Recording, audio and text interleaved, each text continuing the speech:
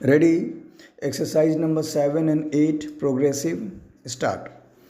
Mahatma Gandhi, who had anticipated all this, thought that this system of education, which is so expensive, would not do if education was to be brought within the reach of every Indian, rich or poor.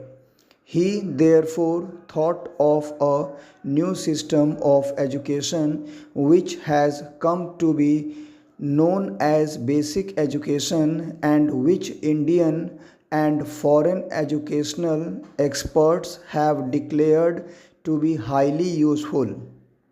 According to Gandhiji, as far as I understood him, there are two basic merits in this new system. Firstly, education under this system is imparted not merely through books but through some kind of practical work, so that the knowledge which children acquire will not be the result of mere memorizing but of actual experience. He thought, and some of the leading educationists were at one with him, that knowledge acquired in this way created a degree of consciousness, efficiency, and a feeling of self reliance, all of which would come handy to one when starting life. Secondly, the other merit in this system, according to him, is that it brings education for all within the pale of practical possibility, because the handicrafts on which children would be working would bring some return in terms of money, which would go at least in part to merit the expenses of their education. He was convinced that unless young scholars made this contribution towards their own education, universal education in India would never be possible. The result of all the discussions and experimentation in the field of education during the last 16 or 17 years is, in my opinion, the same that we arrived at in our discussions in the first conference held at Vardha. Educationists had admitted the utility of the new system but considered children's contribution towards their education as not only impossible but undesirable. Our experience, on the other hand, has demonstrated both the utility as well as the practicality of the system. My remarks are essentially with reference to primary and secondary education. Little has been done so far to apply this system to higher education.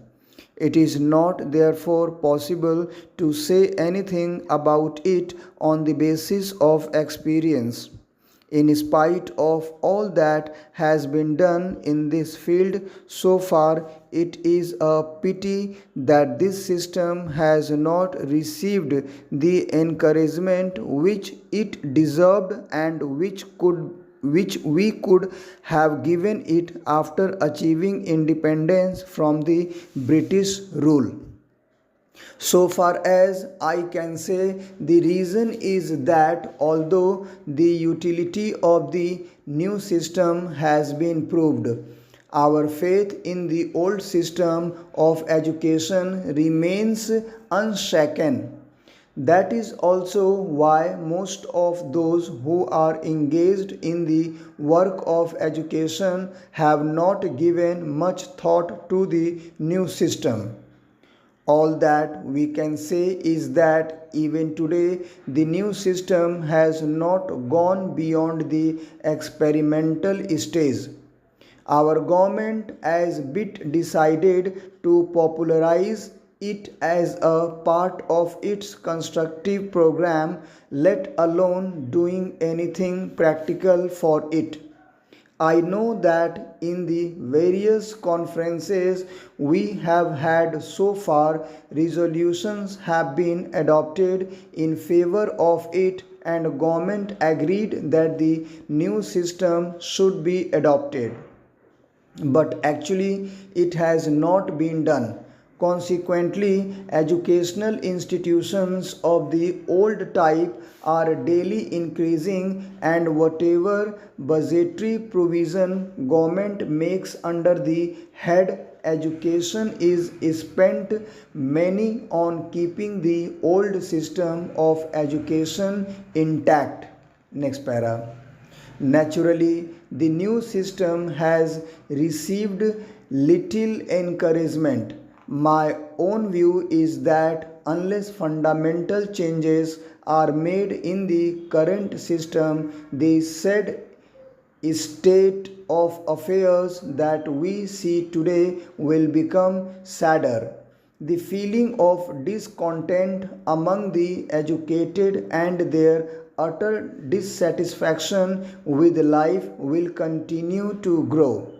I would therefore urge that all those concerned with the education of children, our educationists, universities, and the governing bodies of colleges and schools, education ministers, etc., should give not only theoretical consideration to this problem but do something practical to change the present system of education.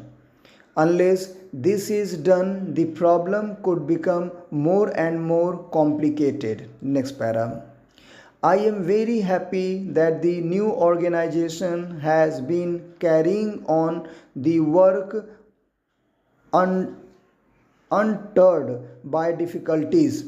I cannot say that its activities have reduced educational trends in the country to any considerable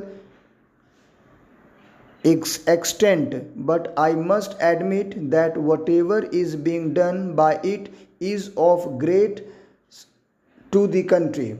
Its usefulness would be realized when sooner or later, compelled by circumstances, we shall have to introduce fundamental changes in the system obtaining today. At that time, the experience acquired by workers of the new organization will come, and as I said earlier, our experiment in the sphere of primary and secondary education has been successful, and we can confidently recommend the new system to our countrymen at these two stages. We cannot say the same in respect of higher education in view of the inadequacy of our experience. Therefore, I attach great importance in your work. I hope the unfavorable atmosphere will not detract our workers and they would continue to do their job. Stop. Thank you.